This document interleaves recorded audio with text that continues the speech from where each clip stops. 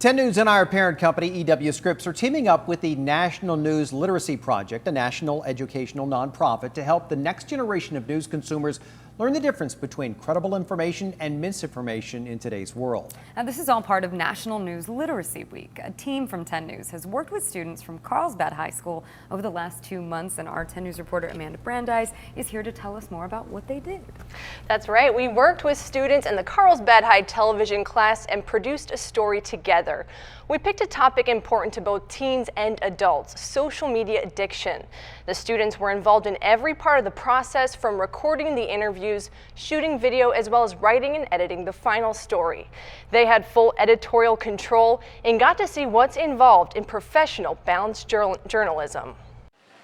5 hours. That's how long Cassie Cruz spends on social media each day. Most of the time I spend on social media is too much time on social media. But compared to other teens, that's only a fraction of their screen time. I have some friends that spend 5 hours a day on TikTok alone. A social media user since the 5th grade, the high school junior is starting to notice the negative effects of social media. Definitely takes time away from homework, from my sleep. Well, it's designed to be addictive in some ways. We all have cell phones in our pockets. They buzz, they vibrate. Dr. Jen Wojciechowski is a psychologist with Sharp Mesa Vista in the Child and Adolescent program.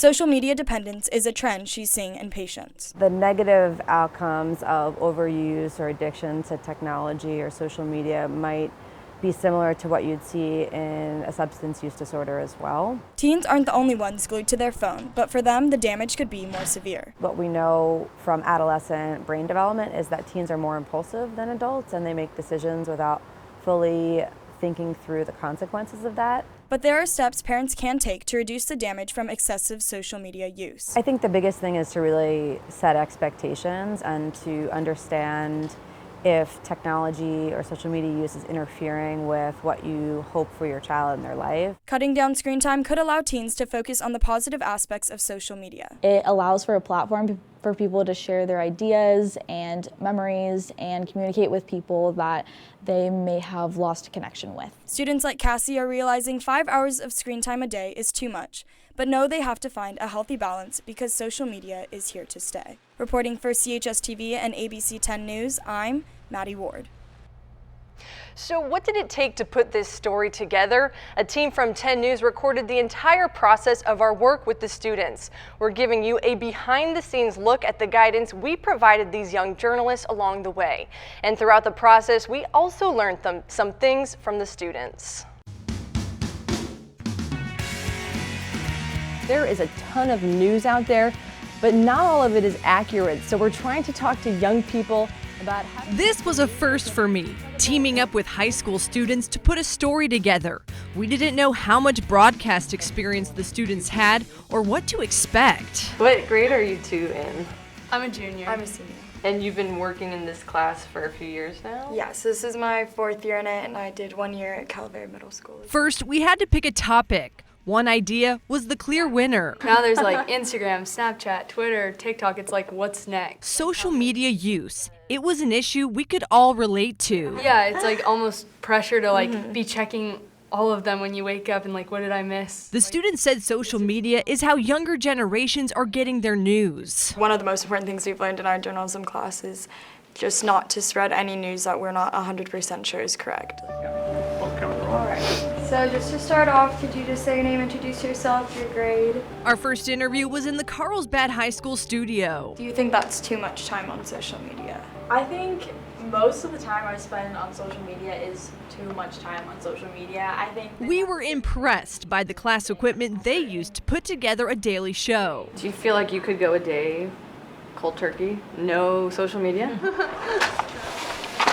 Next, I shot some footage to help tell our story. And it like ended up getting our like dress code changed at our school. So. At the end of the day, we each left with an assignment to log our interviews, planning to meet back up a few weeks later. So today we're going to be putting a story together. The students and I have different styles of writing. And then like go through those and then see like what ones your favorite are and put them. So we had to figure out how to do this as a team. Like I kind of have a vision of how I might start it. I'd love to hear your ideas. But my first line, I like to have something that really like grabs your attention. Or the story we create would air on their newscast and ours. This one could be good near the end. That's talking about I like where she was going. Yeah. Do we think that one makes the most sense? Yeah. But no, they have to find a healthy balance because social media is here to stay.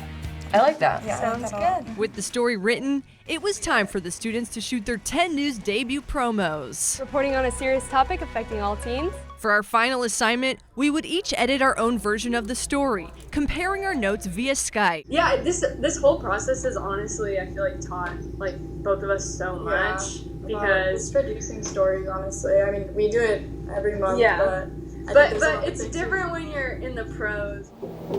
20. And then it went live on CHS TV, and as you just saw, also on 10 News. Have you made any efforts to reduce your social media use? I learned a lot during this experiment, but what sticks out the most is that these young journalists are on the right track. Amanda Brandeis, 10 News. Okay, first of all, I'm jealous. Their studio's as nice as ours. Yeah. And it's in high school. It was incredible. These students, they're talented, they're smart, they had great ideas. I mean, this was really an experiment for us, and I just want to thank the students and the high school for doing this with us. They learned a lot, and we learned a lot too. These are really good journalism students, so they're far ahead. How prevalent do you think this is in the high school generation right now with these kids where, as you mentioned, everything they have comes via their phones, via social media? Yeah, I mean, you saw us just kind of talking together, and they gave me countless examples of, you know, their friend telling them about an article and them saying, you know, where did you get that from? What was the source? So, you know, they're noticing this and they're a little bit more aware because they're journalism students, but, you know, they're trying to talk to their peers about, you know, knowing the facts and knowing credible information from misinformation.